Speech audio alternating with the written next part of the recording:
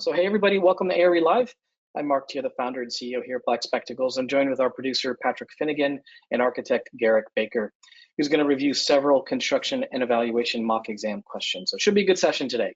We're going to go through questions that cover CE knowledge and skills related to project delivery methods and phases, contingency allowance, how to implement FF&E allowance, types of bonds during construction, and how to determine ownership of construction documents. So like I say, it's going to be a good one today. If you're joining us for the first time, Black Spectacles is a leader in ARE prep. We work with learning scientists and architects to ensure you're studying the right content and that you retain it so that you pass on the first try. We built everything that you need to pass the exams, including new video lectures with motion graphics and 3D animation, practice exams that are as close to the real thing as you can get, flashcards, quizzes, and virtual workshops. And they're all built upon a curriculum that ensures you're learning the right content, and they all work together with our custom-built software to ensure that you retain the information so you remember it for the exams. That's why our pass rates are 50% higher than the national average, and why our members report passing in half the time of the national average. So if you want to learn more, visit blackspectacles.com. And if you're ready to get studying, stick around so you can take advantage of our referral discount for our individual memberships. Over on our Instagram, TikTok, and Facebook social channels, we regularly post mock exam questions. So if you don't already follow us, I'd suggest that you do. We're at Black Spectacles on Instagram and TikTok, and then Black Spectacles on Facebook. So hop over there and follow us if you'd like.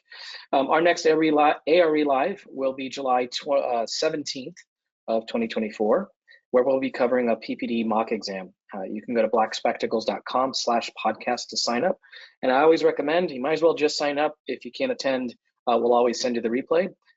So feel free to sign up there. Yeah, so that's the next one that's coming up. As I mentioned, we offer a referral program for firms and schools. Actually, we offer two referral programs. So I'll talk about the group one first.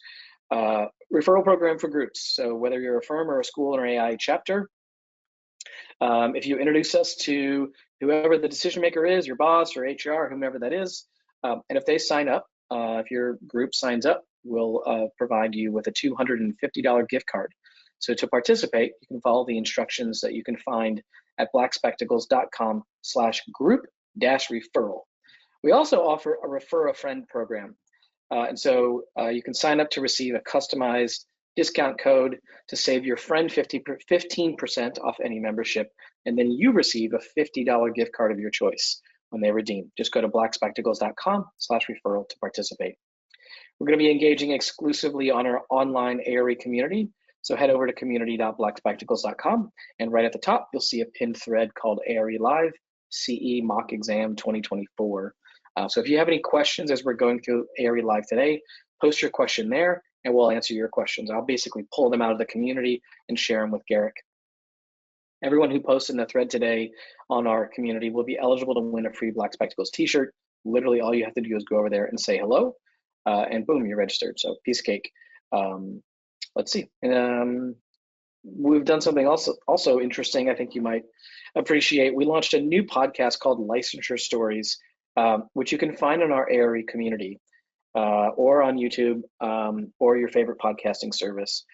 And it's awesome. I had the opportunity to interview recently licensed architects where they share their story about, the hard parts about getting licensed, how they got through them, and the success that they've had.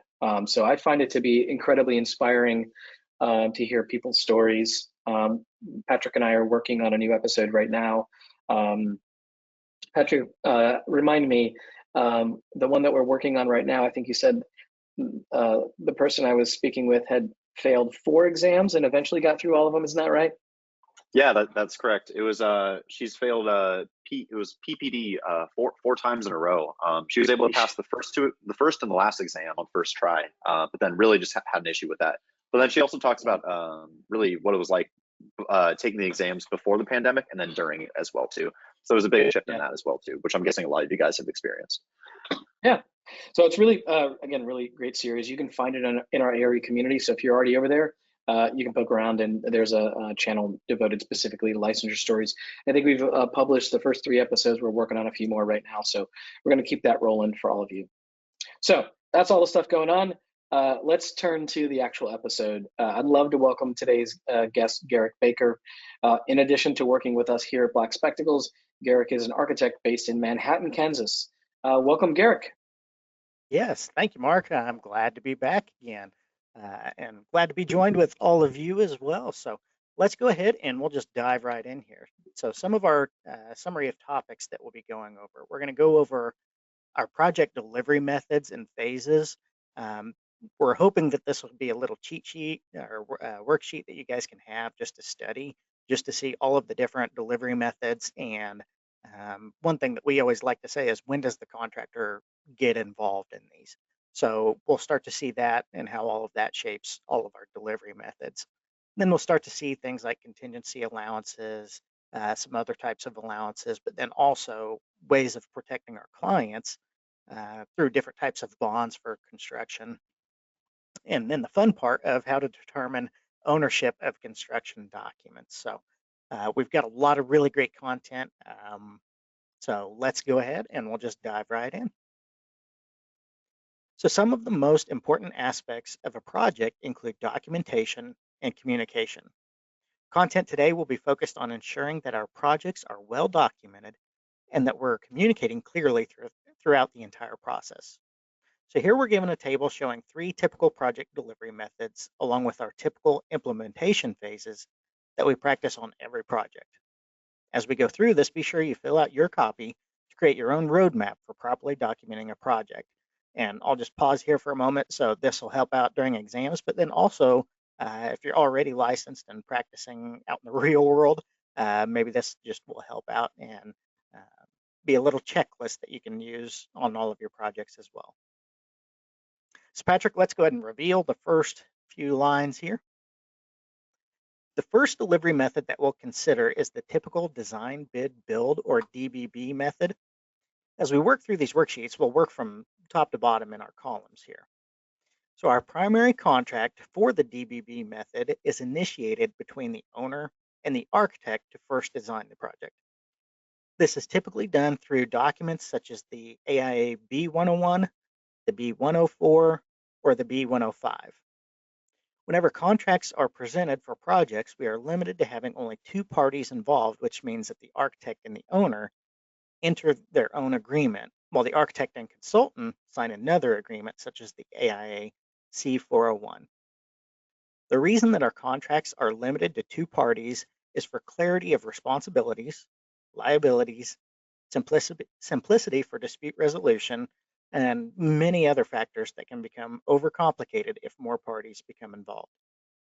Therefore, the architect and owner enter a single agreement with the notion that the architect has a responsibility to the owner to provide a design, whereas the owner has a responsibility to the architect to deliver the site in which to construct the project.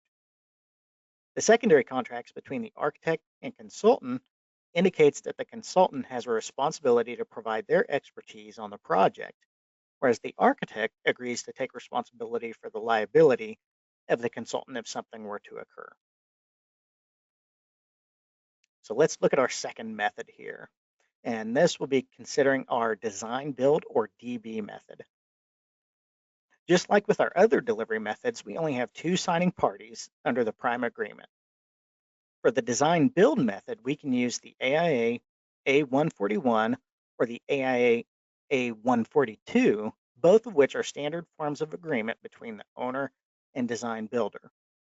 The individuals signing these agreements are the owners and contractors. And then what we call our downstream contract or secondary contract, such as the AIA B143 standard form of agreement between design builder and architect, where the architect and contractor sign the agreements. This means that our client is actually the contractor rather than the owner on this delivery method. If we look further downstream, we have our tertiary contracts, such as the AIA C141 standard form of agreement between architect and consultant. Just as with our design bid build method, we still enter into agreements with consultants. This means the only changed variable is that we now work for the contractor rather than the owner. The third delivery method, construction manager as constructor, or construction manager at risk, so CMC or CMAR.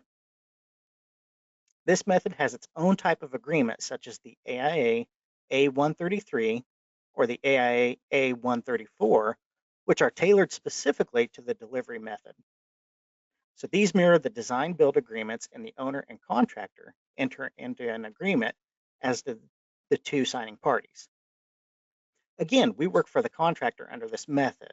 So the signed agreement would then be the AIA B132 or B133 standard form of agreement between the owner and architect, construction manager as constructor edition. Similarly, across all delivery methods, we have our own agreements with our consultants, such as the AIA C441 standard form of agreement between architect and consultant. Okay, so let's go ahead and we'll go through our second reveal here. So the next phase that we'll consider is the bidding process. For the design bid build method, general documents that will be included are the AIA 305 Contractor's Qualification Statement. This can be waived if the project is being bid with trusted, experienced contractors, but are recommended on open or publicly bid projects to ensure that the construction is being performed by responsible bidders. The AIA A701 Instructions to Bidders is a bit of a boilerplate set of guidelines provided so that all bidders are given the same instructions, such as bid date, time, location, and method of accepting bids. Communications within the bidding phase are generally submitted to the person administering the bid, and in most cases, this will be the architect. The reason for this is that any questions presented are not incorporated into the executed contract documents. The addenda issued in response to the questions, however, are included within the executed contract documents, making the responses the binding portion of the bid process. Under the design, build, and construction manager as constructor methods, we bypass the bidding phase for the general contractor. They are already under contract due to the signing of the prime agreement with the owner. The omission of the bid process is one of the hallmarks of these processes and helps streamline projects and focuses on the quality of the project. The contractor has been part of the project from the very beginning, which means they are copied on any meeting minutes or correspondence emails during the full lifespan of the project.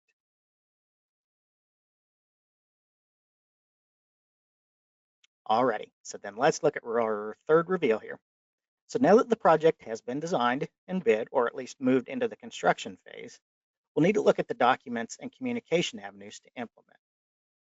So the design, bid, build, delivery method needs to have a binding agreement, such as the AIA A101 or the AIA A102 standard form of agreement between the owner and contractor as the two signing parties. This is usually supplemented by the AIA A201 general conditions for construction. And again, the streamlined process of the design, build, and construction manager as constructor methods have already executed similar agreements early in the process, reducing the need for any additional contracts. So the general conditions for construction, however, can be added to the list of supplemental documents provided to the contractor. And this simply ensures that the construction still follows the general guidelines outlined by the AIA. And our communications across the board follows the same path because the project planning portion has concluded and all delivery methods are implemented the same. So here we have our questions from the general contractor submitted as RFIs or requests for information. Answers to RFIs can be provided in a few different ways. And the first is by simply responding to the RFI directly, or if the scope of work needs to change, we issue an ASI or the architect's supplemental instruction. The important thing to remember for an ASI is that there are no changes to cost or time. Therefore, no textual changes are needed within the actual construction contracts. However, the scope has changed, so we can translate that with the ASI vehicle. If the scope of work changes the cost or time, there are two methods to modify the executed or binding contract. We issue a CCD or a construction change directive or a CO change order. Construction change directives are signed by the owner and architect as a means of quickly modifying the contract documents, regardless of cost or time implication. This is sometimes critical to the progress of a project, especially if the team does not have time to consult the contractor regarding time and cost of the implementation. Change orders are documents that are signed by the owner, architect, and contractor as a form of agreement to modify either 1, the scope of the work, 2, impact change to the cost of the contract, or 3, any implications to the construction timeline. Both of these documents need to be signed by more than one individual because it pauses the owner's ability to collect on any damages, both actual and liquidated. The reason that the documentation is needed varies. So the first reason might be the change in scope of work. Is agreed to by all parties means that the owner cannot refuse to pay the contractor for work the owner has requested but was not in the original contract. So the contractor is then protected and paid for work performed. The change in the scope of work pauses the owner's ability to claim that delays, subsequently caused by the change of the scope, cannot be used as a means of collecting liquidated damages. So this protects the contractor from being charged liquidated damages due to the owner's change of mind or change in work. And then, of course, the contractor will issue the AIA G701 certificate for payment. And then, of course, they have their 702, which is continuation sheet, across all delivery methods. This serves as a receipt of the owner being invoiced for the work completed, the method by which the architect then verifies the work is actually completed and starts a clock for the time frame that the owner has to pay the contractor.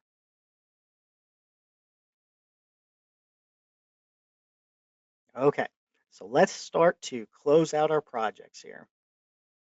So under our fourth reveal here, we've got project closeout as a common thread no matter the delivery method. And the G704 certificate of substantial completion is issued at the conclusion of a design bid build project and can be issued for the other 2 delivery methods. However, the other 2 methods have certificates specifically tailored to the project delivery, and the design build method has the AIA G744 and the CMC or CMAR has the AIA G734. All 3 documents act as recognition that the project is built as intended for the agreed upon amount and in the agreed upon time. It also acts as the recording document to begin any kind of warranties that we have. So with all of this in mind, you now have your roadmap to verify that your projects are properly documented, as well as provide a rough outline of when and how the contractor enters the project. So we'll also use this information moving forward with some of our questions.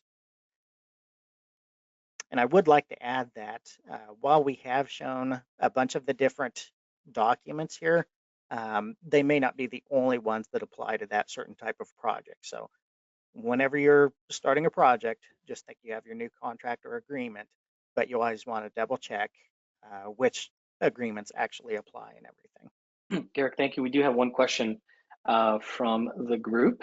Okay. And the question is, isn't BE 132/133 between the owner and the architect? So the 132 and 133 is a standard form of agreement between the owner and the architect, and that's the construction manager as constructor addition. And what that does is it kind of supplements the GC in there as the owner then. So we kind of understand that we are working for the owner, but contractually it's with the general contractor. Alrighty, so let's dive into some questions here. So that at the end of a project, the contractor indicates that there is roughly $55,000 remaining in the contingency allowance that was not needed for construction. What documents and process should we follow to address this situation? So what is the needed document and who signs the document? So in this instance, we'll be doing a change order, and then our owner, contractor, and architect all sign it. And very few times do we actually get to give money back to our clients, so this is always a good thing here. A credit change order in the amount of $55,000 is needed, and the owner, contractor, and architect must sign the document. We understand that the full contract amount noted on our binding agreement will not be billed because it was not needed. Therefore, we need to find a mechanism by which we reduce the overall contract amount. So this is accomplished by issuing the change order, subtracting $55,000 from the contract sum, thus reducing the overall cost of the project. It's not money that is physically returned to the owner, but rather by the signing of the three parties, notice given that the contractor does not intend to file any more certificates of payment. Okay, let's go ahead and Patrick, we'll move on to the next question here. So when working on a project, the owner needs to present the schedule of values to a lender to secure a construction loan.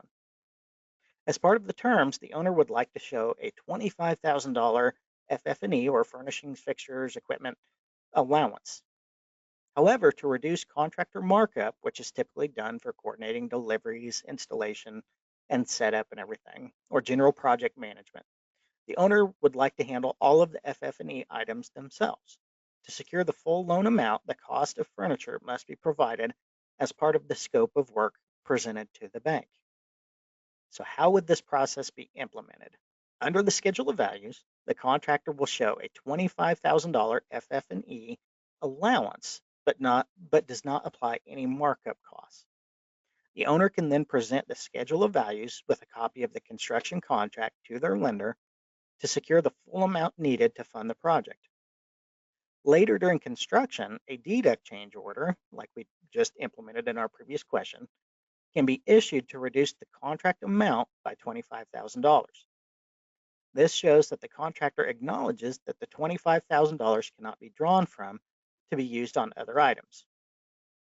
So the owner has received the full amount for the construction contract, but the contract is now modified, leaving the owner the ability to have an available allowance of $25,000 to be spent on the FF&E without the contractor markup or project management fees. So this process is sometimes done on public projects where the total cost of the project is needed to allow bodies of government the ability to appropriate funds for the entire project. If the FF&E allowance had not been included in the original cost, two appropriations would be needed rather than one, or the governing body may tell the department to salvage furniture or find other sources of funding, which would then hinder the success of your project. Okay, next question here. So during construction, the architect is on site of a hospital room remodel. The architect notices that a wall where a sink was intended to be installed is fully framed, drywalled, and painted. The architect makes note of the absence of a sink in their notes and returns to the office to check their drawings. When reviewing the drawings, the sink has been covered by a text box indicating notes for another component on the plans. The architect then opens the drafting software and notices that an intern has indicated the sink on the plans, but subsequently accidentally covered the component with the text box. So what documents should be used to fix the situation? And our answer here is an ASI, Architect Supplemental Instruction with a supplemental drawing. So the architect should immediately fix the drawing and draft an ASI. Contact should be made with both the contractor and the owner to inform them of the omission. The ASI with the supplemental drawing can then be issued. A resulting change order is likely due to the change in scope of work, time, and cost. And unfortunately, the architect is responsible for funding the cost of this change as it was an error on their part. A way of covering the cost of the change is by offering a credit to a future invoice to the client or to write a check to the contractor or owner to cover the cost of the work.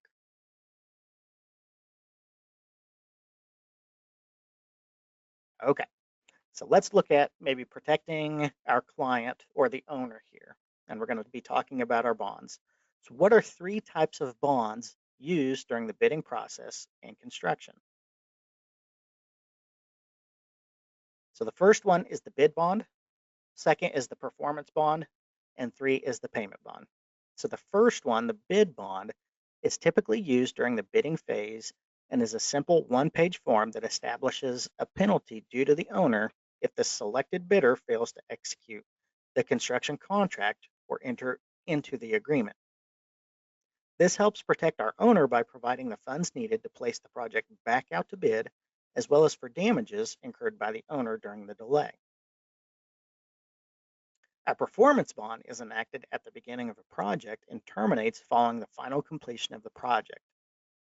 This provides coverage for the owner to hire a new contractor to complete the project if the original contractor defaults, fails to meet the requirements of the project, or just simply walks off the project.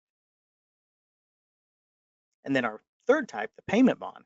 So this type of bond protects the owner by covering the contractor's obligation to pay subcontractors, suppliers, and anyone requiring payment in service of the project. If the contractor fails to pay their subcontractors, the subcontractor has a right to apply a lien against the project. And this lien means that some form of compensation is needed from the property for work completed. This may cause issues for the owner in obtaining insurance or operating their business. So the bond may then be called to cover the costs of the subcontractor's work and leave the insurance company, or in this, what we like to call our surety, to pursue damages from the contractor. So the Architect's Handbook of Professional Practice covers the different types of bonds in more detail on pages 1103 and 1104. All right, so let's wrap up with our final question here. Following the completion of a residential project, your office has been notified that the contractor has reused the construction documents on 2 more residences in a different jurisdiction. You contact the contractor and demand payment for the construction documents and to ask them to refrain from using the plans again. The contractor states that the owner gave the contractor the permission to use the plans again and that they have every right to use them. So in this instance, who owns the construction documents? Is the contractor correct? So the answer here is that the architect and owner jointly own the plans, but the architect retains the copyright. Therefore, the contractor is incorrect. And here's where we really need to know some of the ins and outs of our contracts here. So under the AIA B101 or similar contracts, construction documents are defined as instruments of service. The owner purchases the use of these instruments on a single-use basis, and the architect owns the copyright of the instrument. Therefore, after the owner constructs the project once, their use is typically complete and cannot be utilized or authorized others to use them. Furthermore, due to the architectural stamp or maybe your logo or something like that being on the documents, the liability of those plans remains on the architect.